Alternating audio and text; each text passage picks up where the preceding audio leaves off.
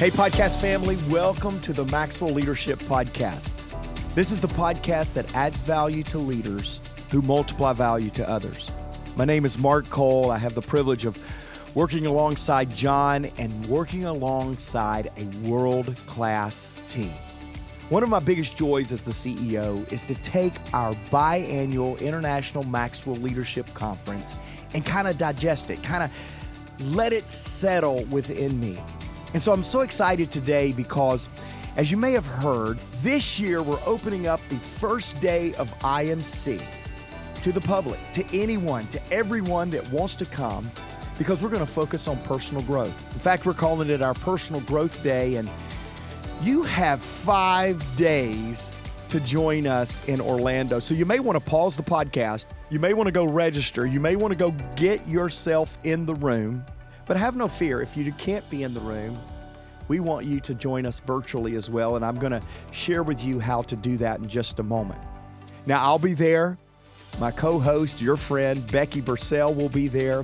You'll be there, because this year, along with many speakers, you and I are going to learn to sharpen our skills, equip our attitude, and have a positive, growing experience in our life. We would love to see you there. August the 29th, Orlando. Again, 5 days away, virtual or in person. We want you to be there and experience this Personal Growth Day. In this talk today, John paints a leadership picture of the impact that can occur when a leader believes in people. This is a truly inspiring lesson today, so don't forget, grab a pen, get a piece of paper, download the free bonus resource. You can get that at maxwellpodcast.com/leaders believe. Now, I've already mentioned the Personal Growth Day. We're so excited about it. If you would like to register for that now, come see us in Orlando. Becky and I'll be there. See us on screen virtually in the comfort of your office, in the comfort of your home. You can go to maxwellleadership.com/personal growth day.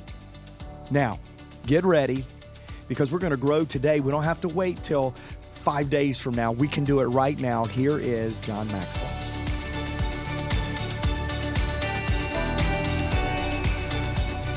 I love the expression that says it's wonderful when the people believe in the leader, but it's more wonderful when the leader believes in the people. And I wish you could see you as I see you.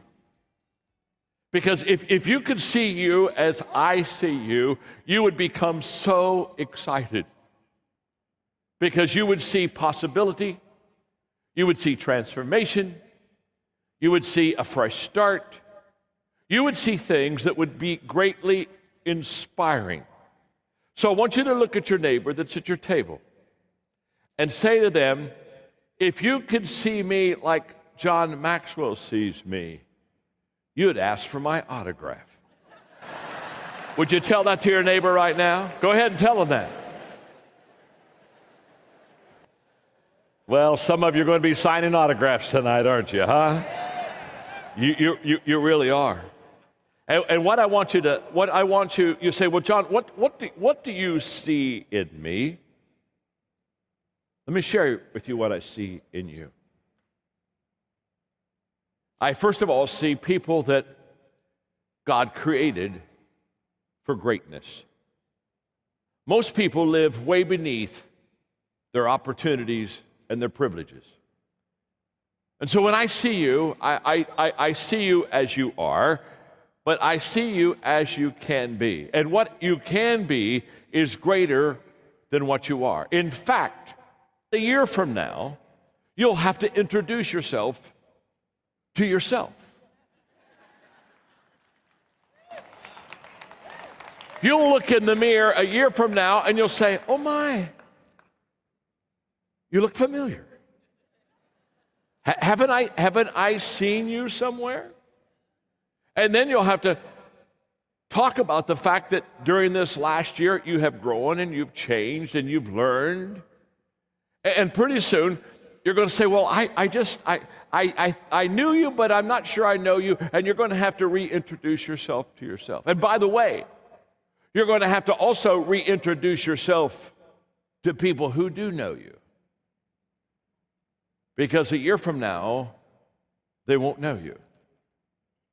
Oh, they'll think they know you, and they'll say, well, yes, I recognize that face, but they won't recognize the change that is within you. Because you won't be the same person. Because you can't be the same when you get into an environment that is conducive for growth. At your table, you have people who want to see you succeed. Isn't it rare to be in a room with people who want to see you succeed? This is a different feel, folks. You see,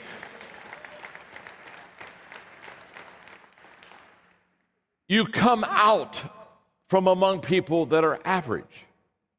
And average people want you to stay average. But when you get to the John Maxwell team, we don't want you to stay average. We don't even like average. We think average is average. And we've never known average to change a life. We've never known average to excite someone. We've never known average to provide hope in the future. We've never known average to be something that people wanted to be following and have as a model in their life. We've never known average to be anything but average. And we think because average is average, we in the John Maxwell team can be and should be a cut above average. So we don't like average. And today is the last day you wear the cloak of average. Take it off. Take it off.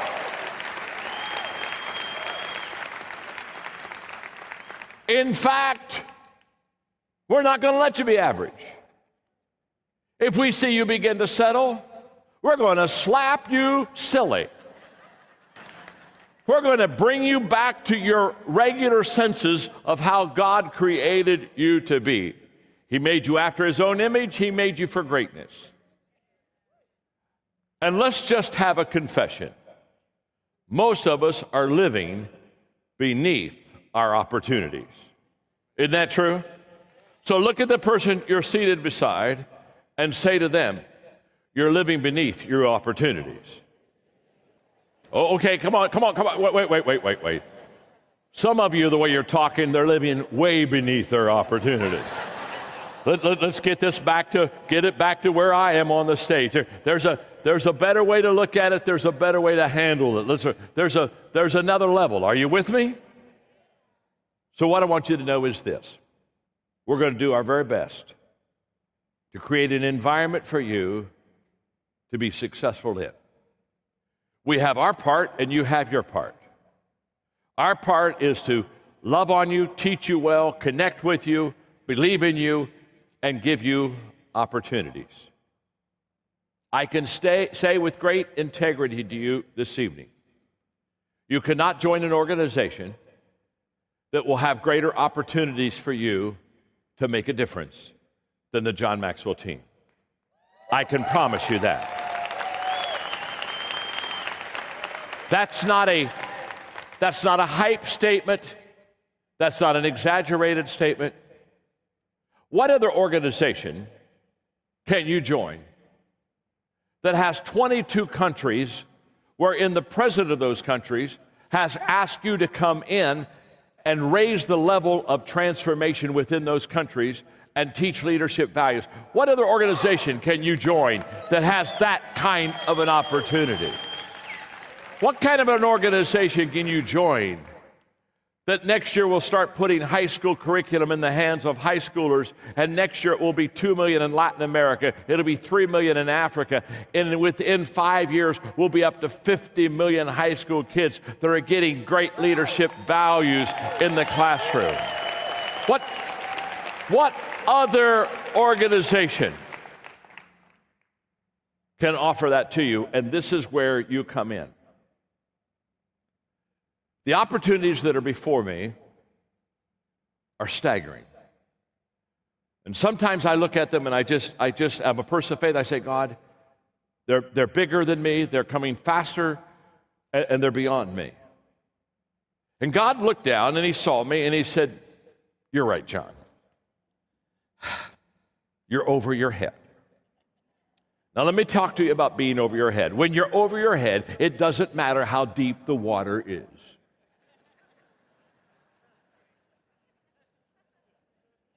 You're just over your head. So I said, I've got good news for you, John. It's too much for you. And in his sovereignty, it wasn't in my planning. I wasn't smart enough. In his sovereignty, he said, I'm going to bring to you like-minded people who are going to help you make a difference. One is too small of a number to achieve greatness. And in the laws of teamwork, the law of Mount Everest says, as the challenge escalates, the need for teamwork elevates. In other words, the bigger your challenge, the better your team. So when somebody comes and says, I have a big dream, my first question to them is, well, do you have a big team? You've got to have a team to match your dream.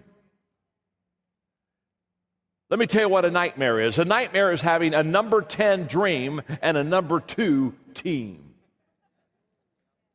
That's not a dream.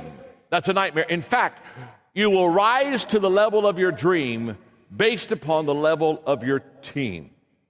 The dream isn't going to deliver to you what you want. It's the dream team that's going to deliver to you what you want. And that's why I'm so stinking excited. Because I look out at you and God is saying, let me tell you how much I love you, Maxwell. Look who I sent you again. A new army, a new team, a new fresh group of people who want to make a difference, doing something that makes a difference at a time when it makes a difference. And I am so glad you are here. You got here just in time. Where have you been? Look at me. I love you. I believe in you. And I'm going to give you my best. The very best that I have this week.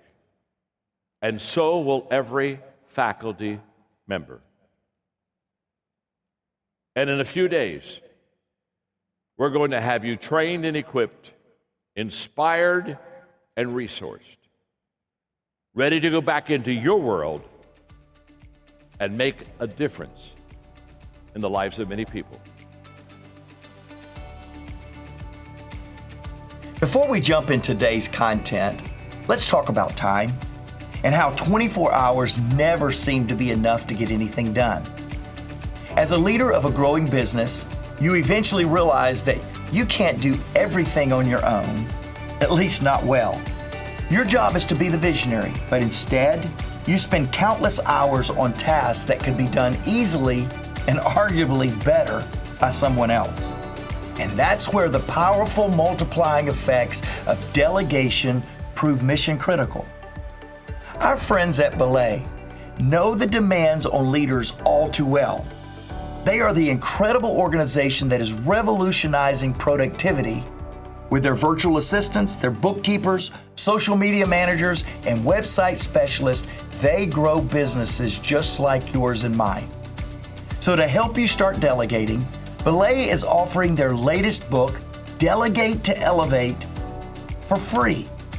In this ebook, you'll learn how to reclaim time to focus on what only you can do by delegating to unleash the power and unleash the multiplying effect of entrusting others. To claim this offer, just text the word Maxwell to 55123 for your free copy today. That's MAXWELL to 55123. In no time, you'll be back to doing what only you can do, growing your business. Hey, welcome back, Becky.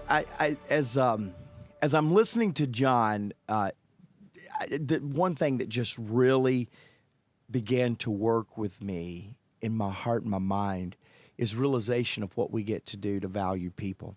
You hear John have that conversation, and number one, I'm so glad to invite you into IMC, all of our viewers and listeners.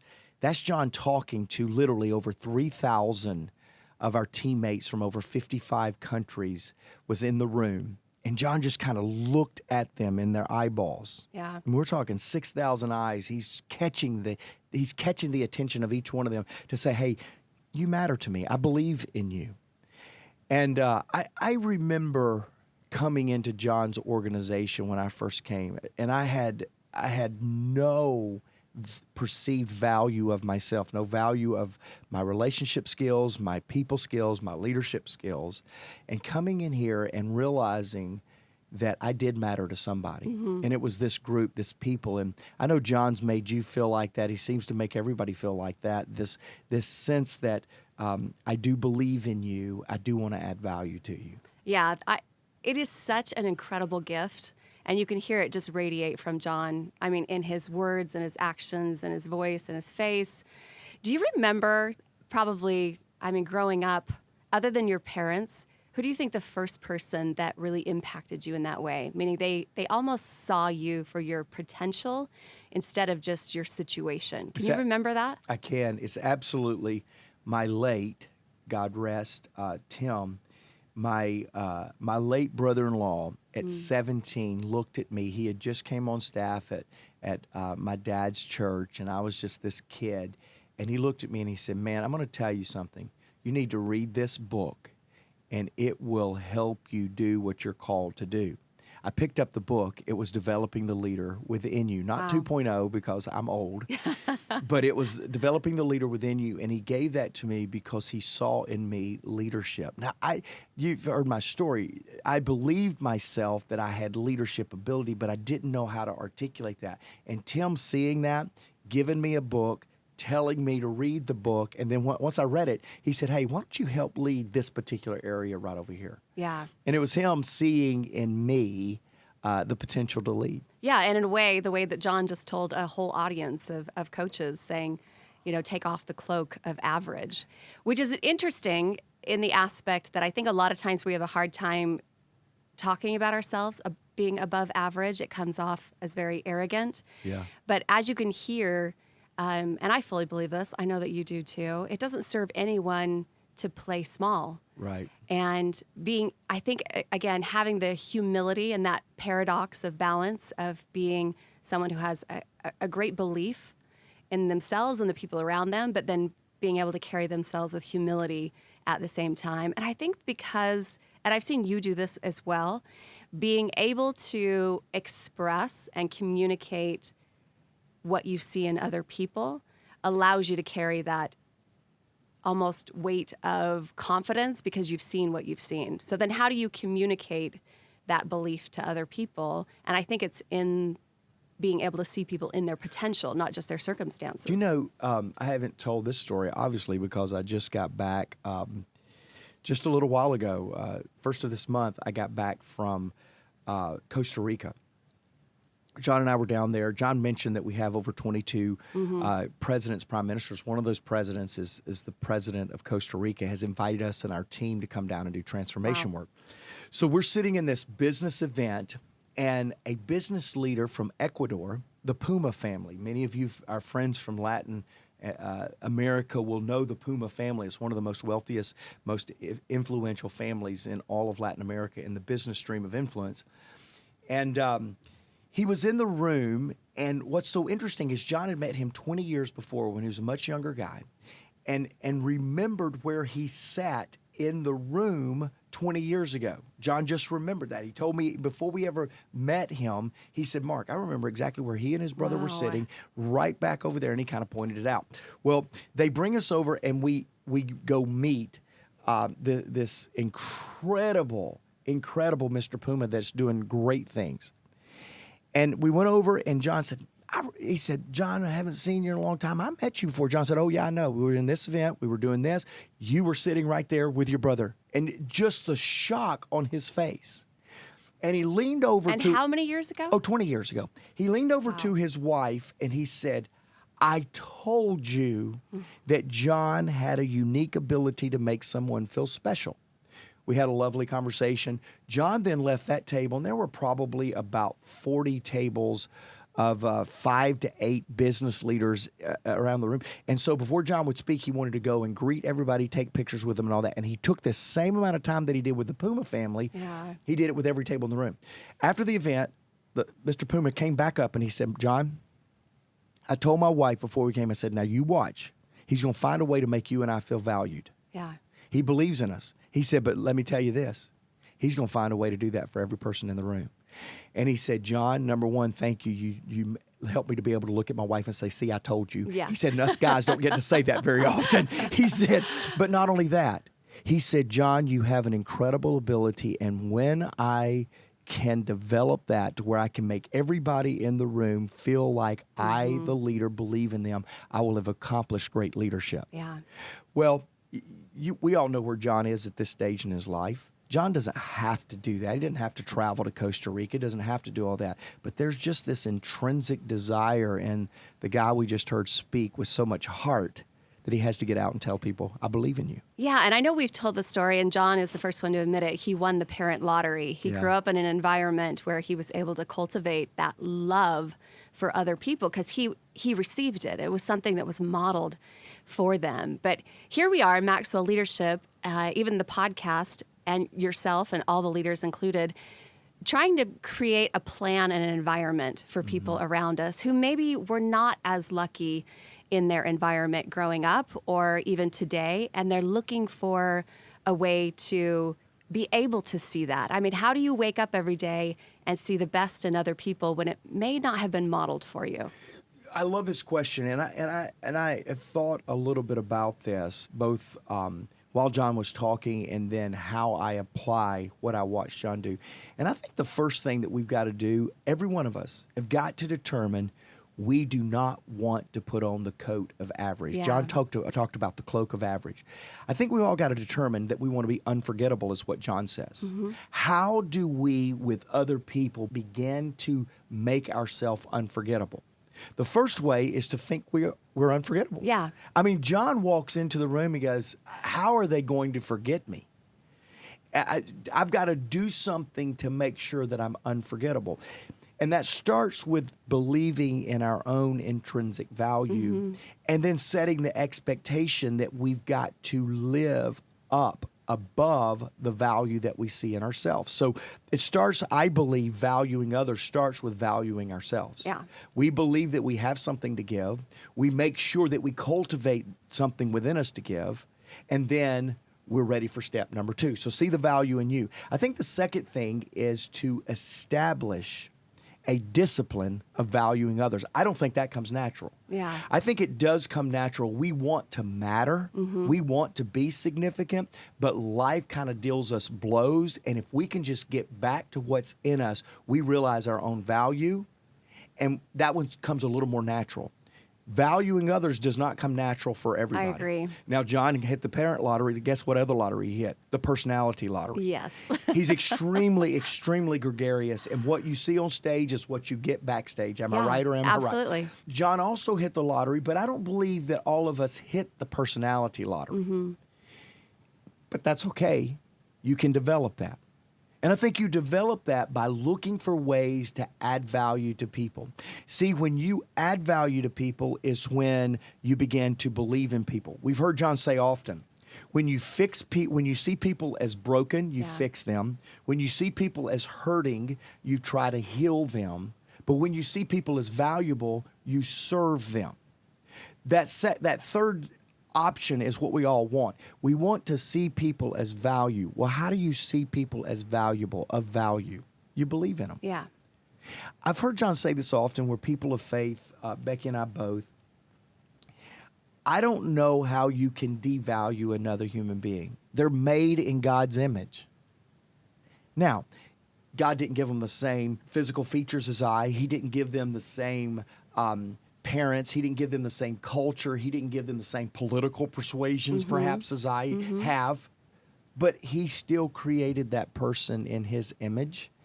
And having that fundamental belief that we all are in an image of something bigger and greater than us is where I believe you start with this understanding of believing in others. Yeah. So believe in yourself. see the value in yourself. 2, believe in the intrinsic value of others. And then I think the third thing is we have to begin to look for specific ways to tangibly show them that belief.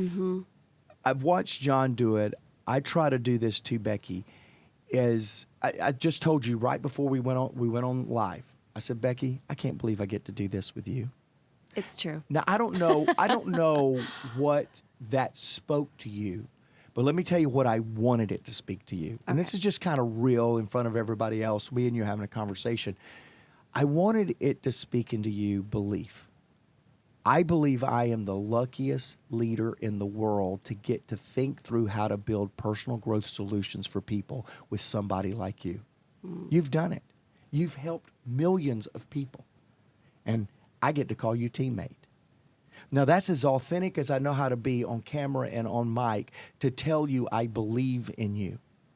But I can't just tell you that right here while the mic's not on. Right. I have to go, hey, Becky, thank you for doing this. I can't believe we get to do this together. That is a discipline to make sure that I'm communicating to you and to others and to people that truly make me and my leadership so much more effective that I believe in them. Which you do, by the way. You do an incredible job of being able to communicate that.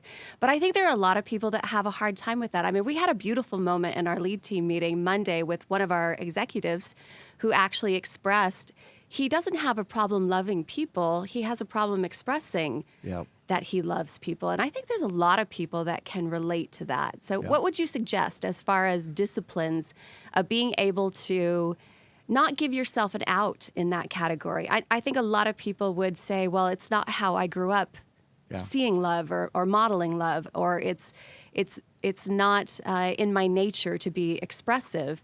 But I think just like our friends, they have a desire to express it and they want to be able to because of the impact that it not only has on their own heart, but for everyone around them. So how do you grow a discipline to be able to express that value the way that John does so freely, the way that you can so freely? The first part of my answer is going to resonate with the people just like me. You just forget how awkward it makes other people feel. You get over how silly it might sound, and you just look people deeply in the eye that you love and appreciate, and you go, I love you. I appreciate you. Now, for some of you, I just set you free because it's all in you, and you're just waiting for somebody to give you permission to communicate that you believe in people because you naturally do that. I'm a words of affirmation guy. So you're asking a words of affirmation guy how to give words of affirmation. Here's step number 1. Open your mouth. Let something fly because it's natural for me, right? But that's not really helpful for many of you. That's just people like me. It's true.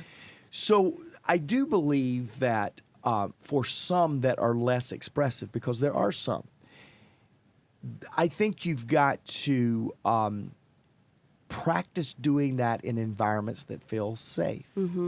It's like training wheels. It's like riding a bicycle. Do it with your parents' hand on the back seat for a little while. When my daughter learned how to ride a bicycle. Do your words of affirmation, your expressions of belief in others in environments that are safe. Now, what is a safe environment? That can be family, that can be friends. But practice. I found too many people that feel awkward doing it, and they don't do it anywhere and expect that it gets better. Find a space, commit that you're going to do it, and then find a space that it feels safer. There's one other thing I want to say to this, Becky, and that is too often people say, well, I didn't get it from my parents. Well, I didn't grow up like that. Right. Well, I did that once, and they took advantage of me. Well, it feels insincere. I mean, there's 100 reasons why people that don't naturally just throw words of affirmation out or words of belief out, why they don't do it. Number one, it's true in this space as it is in everything else. Excuses are no excuse. You can't. I don't care what you didn't get from your parents. I don't care what didn't happen to you. I don't care what your nature is. Should you be expressing belief in people? Yes or no? And you develop what you practice. The answer is yes. Then now you have to practice. Yeah. And Kill the excuses. So you're not like that. So your parents never gave that to you. So you did that once and the person left you. I get it. But all of that is just excuses because everyone wants to be believed in. And leader, they want to be believed in you and they want to hear it from you. I believe that too. I think you and I are obviously naturally expressive. We don't have a problem putting words in the universe. But I will find that there are moments that I may have missed. And you and I travel enough that I think we've both created habits of what we do when we're on airplanes. And for me, it has become a moment that I write love letters to the people I care most about. So on my phone, I have categorized notes to all of my children, to even my son-in-law, to my husband. And those are the moments where I can actually be very open and expressive, and I can reflect on what's going on in their lives and my life. And then I've decided at the end of every year, I'm just going to publish those and give them to them as a way to just remind them at moments when maybe they need to have, maybe I'm not there and present all the time. Maybe I am in a different country, as you can relate to. Maybe I am not right with them, but maybe that's a moment they can look back and remember those moments that I've always believed in them.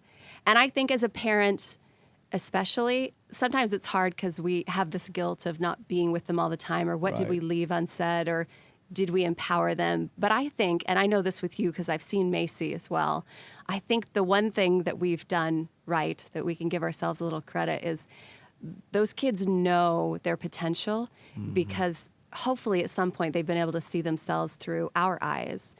And then you watch John on a different level from a stage with complete strangers sometimes be able to empower people. I know he did that for me. The first time I ever saw John was in an event center with 15,000 people. And it was almost like he spoke right to me and nobody else was there. Like we were best friends. He didn't know it yet. But it was so impactful because it was all the words I needed to say to myself. And here was this man who'd had all the experience, didn't know me personally, but the words just resonated. And I think all of us have the power to do that. It's just finding those moments. You know, as leaders, and you mentioned a couple of times there about our travel. A couple of times we've mentioned throughout this podcast about the load that a leader carries. Yeah. And I think the greatest challenge to us expressing that we believe in people is that we get so busy with tasks that we don't notice that the people around us are belief deficient. Yeah. Write that word down. They're belief deficient. And I'm just going to tell you, I think the greatest of leaders are not the ones that get the most done, are not the ones that have the greatest amount of affirmation around them. The greatest of leaders are the ones that have an awareness of the people they're leading and when their belief quotient is low. I'll give you an example today that makes me sound a lot better than I am. Trust me, I can give you a lot of stories on the flip side of not being so good. But the last 3 days, a lot of stuff. I'm back in Atlanta. A lot of stuff on our social calendar. A lot of people been waiting. We had this is August, obviously, and we had a dinner with friends last night that it was their Christmas present to us from last year. It's August. We just had Christmas in August, and it was a wonderful time. My point is my daughter, this is her first full week of being a junior in high school. And every time I call her, because I try to stay very in touch with her, I'm in Atlanta, so I'm waking up, talking to her. She doesn't need me to drive her to school anymore. Oh, Lord Jesus, help me. But every time she says, Dad, this is hard. This year, I don't know if I've got it. Now, this is a straight A student, 4.125, whatever, top 18 in her class, in her school. She's got it all okay, but this is a new year fresh, and she's going, I don't know, Dad. Chemistry, accelerated or whatever, chemistry is difficult and acceleration. I don't know. I don't know. She's now said that 3 days this week. So this morning I woke her up 5:30. Well, she's already awake. I went up before I left to come here. I said, hey, Macy, I got an idea. I want us to do a daddy-daughter date this weekend when I get back. And I just want to talk about how you have impacted me in the last 10 years of your education. Oh, that's awesome. Now, here's the reason. I'm not always this good. I promise you. Ask Becky because we work alongside each other. I probably needed to express belief to her. But I'm noticing my daughter's language is changed from when she was on top of the world as a 10th grader. It's changed. She's uncertain. What she really needs, she needs a dad that understands my belief quotient is down. Can you carve everything out and have a daddy-daughter date with me so that you can express belief? And I'm already developing my talking points for this Sunday's date day. I'm already developing where we're going to go, some of her favorite shopping places, where when I get her something, I'm going to go, this is because you had straight A's in 10th. And by the way, I'm already planning what I'm going to get you at the end of 11th grade because you're going to be straight A's again. Yeah. I'm already planning how I'm going to lift my daughter's belief quotient because it's down a little bit. She's in the middle of new. It's not clicking for her yet. And her whole world is being affected because her belief quotient is down. My challenge to each one of us, Becky, today, here's my challenge. Who around you needs a belief kick? They need a Red Bull of belief. Yeah. They need a kick of belief. Who is it? One, if you don't know, you're not paying attention because there are people around you that are low in their belief right now. Yeah, the question is who doesn't need that? Who doesn't need right. it? And so once you identify somebody under your leadership, perhaps it's a family member like mine is right now, maybe it's something else. Once you identify it, then make a statement to them that lets them know that you identify it, and then make a plan with them on how you're going to instill belief in them. And I can promise you, they will benefit, your leadership will benefit, and like John, you'll begin to live that fulfilled life that you heard in this podcast, because we all as leaders want to be dealers of belief and hope. Absolutely. And growth is uncomfortable. That's part of the process. You know, I'm sure people have asked John, who seems like the most self-confident person in the world, like you would never doubt yourself. But in those moments of growth, whether it's Macy or us or John or anybody listening, I heard someone talk about, and he's an Olympic athlete, he talked about how growth is a quotient of thirds. Yeah. 1/3 of the time you should feel good. 1/3 of the time you should feel just okay. And 1/3 of the time you should feel like the world is crushing it around you. And that's why I love when John says, when your head is underwater, why does it matter how deep you are? You're just underwater. Yeah. And I think that level of being able to resonate, that the fact that growth is uncomfortable, it's just a gauge to remind you that you're actually in the right place. It shouldn't be comfortable. You shouldn't be 100% confident all the time. I mean, if there aren't days that you want to quit and retreat and bury your head in the sand, you're probably not trying hard enough. Yeah. And so that's okay. And just give yourself the grace to realize, I'm in a growth period. I'm gonna let it go today. I'm gonna fire myself tonight and hire myself tomorrow morning, and I'm just gonna let it go. And I love that Macy's experiencing that, and you get to be the gauge in her life. Yeah, you know, it's funny you talk about that growth quotient. Some days you're not okay, some days you're okay, and some days you're killing it. I don't feel like I've got two quadrants. Yeah. I'm either killing it or it's killing me. There's no okay days. Well, that's hypergrowth. I need that one right there. Hey, we have a standout statement that Jake, our producer, put in front of me today. He said, first comes belief. This is what we're trying to finish up today and we want to close with. But first comes belief, second comes empowerment. And I'm so convicted by that as we've now listened to John. You and I have got to talk about how we're applying what John said. I have spent too much of my leadership empowering people before I believed in them. I've spent too much time empowering people before they believed in themselves. I've spent too much time empowering people when there was so much uncertainty that the empowerment rendered ineffective, not because I didn't empower well, but because I didn't put that on a foundation of belief. And we as leaders, we've got to start with belief. Many of the challenges that we face is because we didn't start either believing the person that we're given the task to could do it, or the person believing that they couldn't do it. Absolutely. And John puts a 10 on everybody's head. And the reason we do that at Maxwell Leadership is because we want to start with belief by both the leader and the person tasked with the responsibility, and then comes the right time to empower. I love going into our listeners' mailbox and just hearing what viewers and listeners have to say. And today we're going to Auntie. Auntie listened to the podcast, The Greatest Gap in Life. In fact, we'll put that in the show notes at maxwellpodcast.com /Leaders Believe is where you can get both our show notes, but we'll put in the show notes as well that podcast, The Greatest Gap in Life. But here's what Auntie says. She said, "Thank you so much for the Maxwell Leadership Podcast. This is life-changing content, and I listen to it over and over again." Now, Annie, if you listen to it over and over again because you hope we get better the second recording, I'm so sorry. But we're glad you listen to it over and over again. And Auntie says, "It is my booster every morning on my way to work. It helps me in my personal and professional relationships. My name is Auntie, and I am a Maxwell Leadership Podcast addict." I love that. I love that too. She said, "God bless you. I dream of the day to be able to come to one of your live events." Auntie, I wish you could be in Orlando with me in 4 days. Because like I said at the beginning, we're going to be doing the Day of Personal Growth. You can find out more about that at maxwellleadership.com /Personal Growth Day. I hope somebody in the Orlando area or somebody that can jump on a plane will listen to this podcast and join us. We still have space for you. But if not, join us virtually, and you can find out more information about even the virtual offering at maxwellleadership.com /Personal Growth Day. Hey, this is why we do what we do.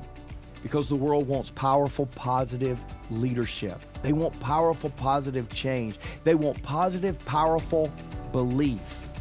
Because everyone deserves to be led well.